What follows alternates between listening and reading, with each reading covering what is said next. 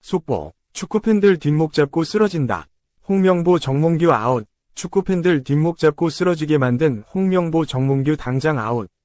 난리 난 상황. 중 K리그 경기장에는 대한축구협회와 정몽규 회장, 홍명보 감독을 비판하는 목소리가 이어졌다. 울산 HD는 10일 울산 문수축구 경기장에서 벌어진 2024 하나은행 K리그 1 광주FC와의 홈경기에서 0에서 1로 패했다. 후반 터진 이희균의 결승골에 무너졌다. 이날 경기 패배로 울산은 최근 3경기 연속 무승, 1무 2패를 이어갔다. 울산은 11승 6무 5패 승점 39점을 유지하며 선두 탈환 기회를 놓치고 말았다. 특히나 울산은 홍명보 감독의 대표팀 사령탑 부임 소식 이후 어수선한 분위기 속에 패하면서 더욱 큰 타격을 입게 됐다. 홍명보 감독은 논란 속에 대표팀 감독직을 수락한 뒤 이날 처음으로 공식 석상의 모습을 보였다. 홍명보 감독은 지난 7일 한국 축구 대표팀 감독으로 내정됐다. 지속적으로 대표팀 감독을 고사해왔던 홍명보 감독이 대표팀 감독직을 수락한 터라 비판의 목소리도 커지고 있다.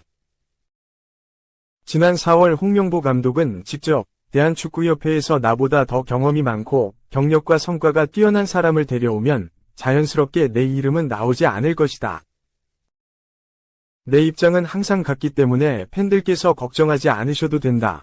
라면서 대한축구협회의 행정에 대해 일침을 가하기도 했다. 하지만 돌연 홍명보 감독이 대표팀 감독직을 수락하면서 논란은 커졌다. 대한축구협회 이임생 기술본부 총괄이사는 홍명보 감독은 국가대표 전력강화위원회에서 높은 평가를 받았다. 유럽 출장을 다녀와 외국인 감독 후보자 둘을 만난 결과 우리 게임 모델과 맞지 않다고 판단했고 홍명보 감독이 울산에서 구사하는 전술이 대표팀 철학과 일치한다고 확신이 들었다. 라고 선임 배경을 설명했다. 하지만 감독 선임 문제에 대해 비판해오던 홍명보 감독이 대표팀 사령탑을 수락했다는 사실의 비판은 이어졌다. 울산 HDV 서포터스 처용전사는 8일 SNS를 통해 대한축구협회는 축구팬들의 요구를 무시한 채 해결 방안과 비전을 제시하지 못하고 결국 K리그 감독 돌려막기라는 최악의 상황에 이르게 했다. 이 결정을 강력히 규탄한다. 라면서 클린스만 감독 경질 이후 한국 축구가 나아갈 정확한 방향을 제시하고 납득 가능한 원칙과 기준을 가지고 차기 대표팀 감독을 선임할 것을 대한축구협회에 요구해왔다. 하지만 대한축구협회는 이러한 처용전사와 한국 축구 팬들의 요구를 무시한 채 그 어떤 해결 방법이나 비전을 제시하지 못하고 표류하다 결국 다시 K리그 감독 돌려막기라는 최악의 상황에 이르렀다. 라고 분노했다.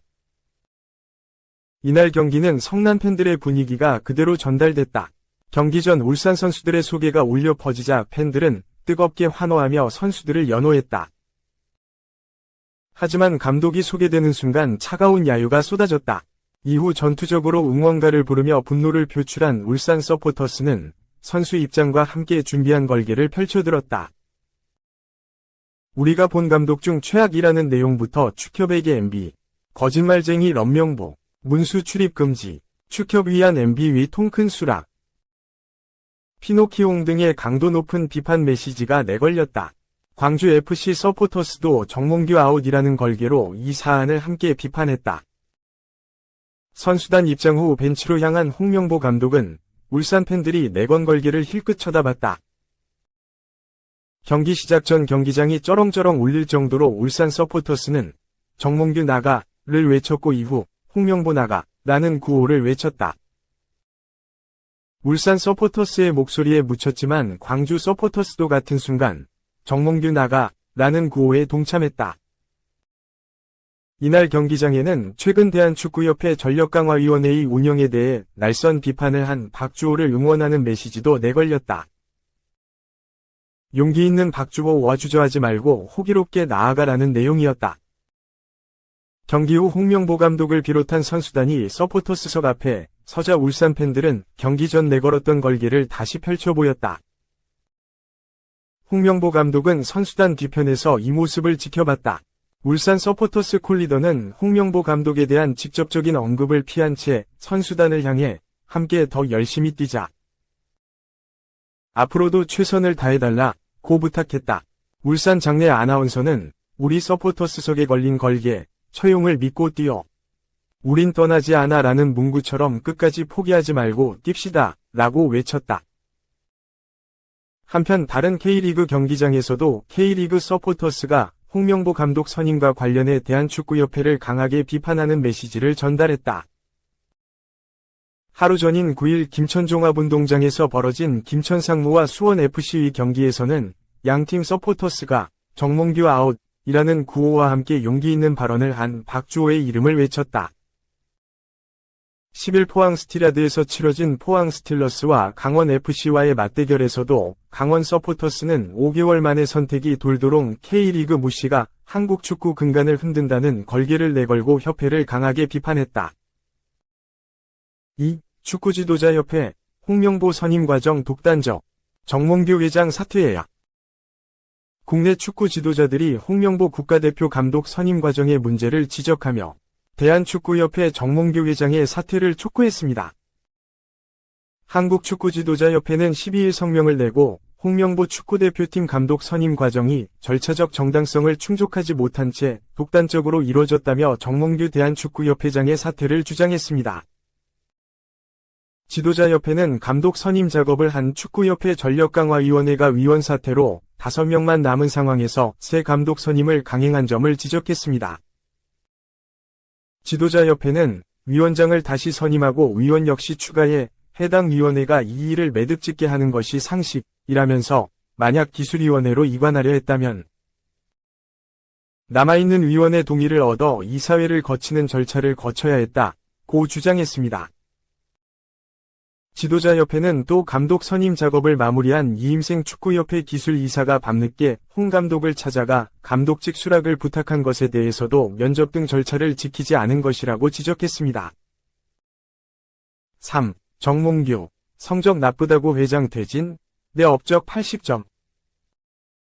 정 회장은 지난달 26일 발간된 자서전, 축구의 시대 정몽규 축구 30년에서 12년 동안 대한축구협회장으로 일하면서 여러 가지 논란에 휩싸였다. 잘못된 판단에 대한 질책도 있었고 오해에서 비롯된 공격도 있었다며 때로는 아프게 반성한 적도 있었고 간혹은 악의에 찬 왜곡에 서운한 적도 있었다고 밝혔다. 정 회장은 축구협회장에게 필요한 덕목은 높은 수준의 역량과 도덕성 외 인내심과 참을성이라며 월드컵이나 아시안컵 등 주요 대회에서 대표팀이 부진하면 온 국민의 원성을 들어야 하기 때문이라고 토로했다. 그는 어느 종목도 국가대표팀 성적이 나쁘다고 회장 퇴진을 요구하지는 않는다며 이럴 때마다 축구협회장이나 국가대표팀 감독은 국민 욕바지가 아닌가 하는 생각이 든다고 말했다.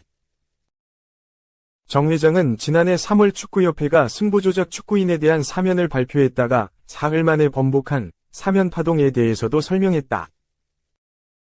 그는 카타르 월드컵에서 16강 진출에 성공한 뒤 한국 축구를 위해서 새로운 정기를 만들고 싶었다며 과거의 잘못으로 징계받았던 축구인들 가운데 충분히 벌을 받은 이들에게 한국 축구의 미래를 위해 동참하고 봉사할 기회를 주면 좋겠다는 의견들이 있었다고 했다.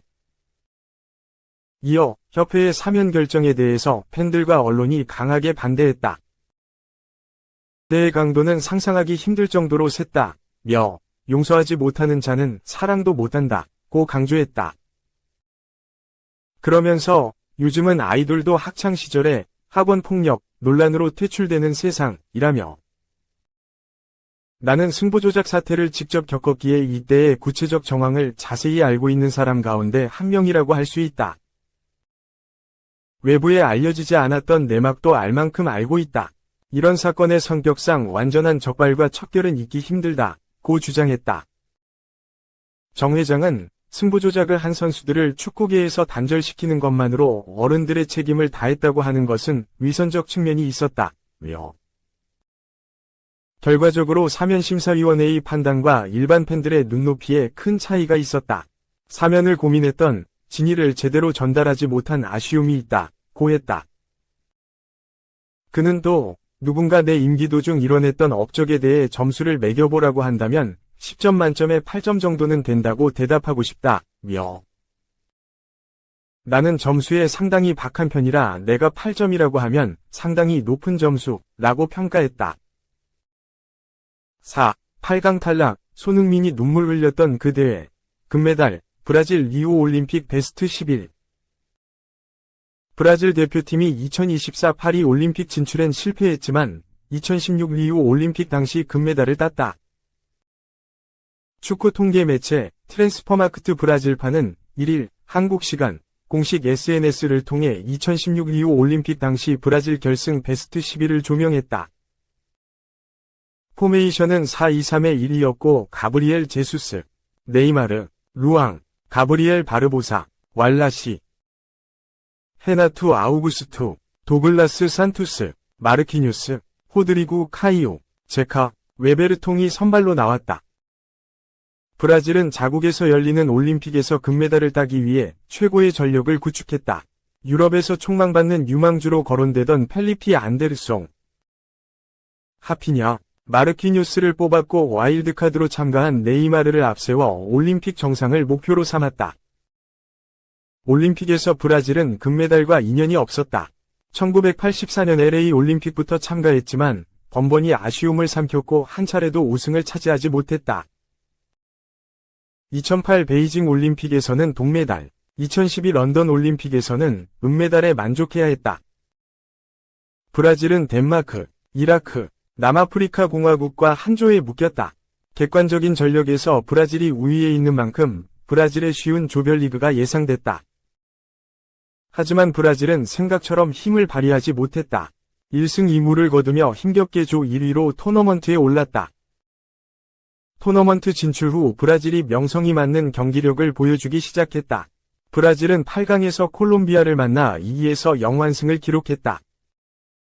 4강에서는 온두라스를 상대했고 6에서 0으로 완파했다. 브라질은 결승 무대를 밟았고 금메달까지 1승만 남겨뒀다. 브라질은 전통적인 강호 독일과 맞붙었다. 당시 독일에는 세르주 그나브리, 율리안 브란트, 레온 고레츠카, 스벤 벤더 등이 있었다. 경기는 팽팽했다. 네이마르가 선제골을 터뜨리며 브라질이 앞서 나갔지만 막스 마이어의 동점골로 승부는 원점이 됐다. 결국 경기는 승부차기까지 이어졌고 닐스 페테르센이 실축하면서 브라질이 금메달을 목에 걸었다. 한편 리우 올림픽 당시 손흥민이 와일드카드로 참가하면서 많은 기대를 모았다. 한국은 조별리그에서 2승 1무를 거두며 조 1위로 8강에 진출했다. 하지만 한국은 8강에서 온두라스에 무릎을 꿇었다. 경기는 한국이 주도했지만 온두라스의 역습 한 방에 당하며 0에서 1로 패했다. 손흥민은 아쉬움을 표출하며 눈물을 보이기도 했다.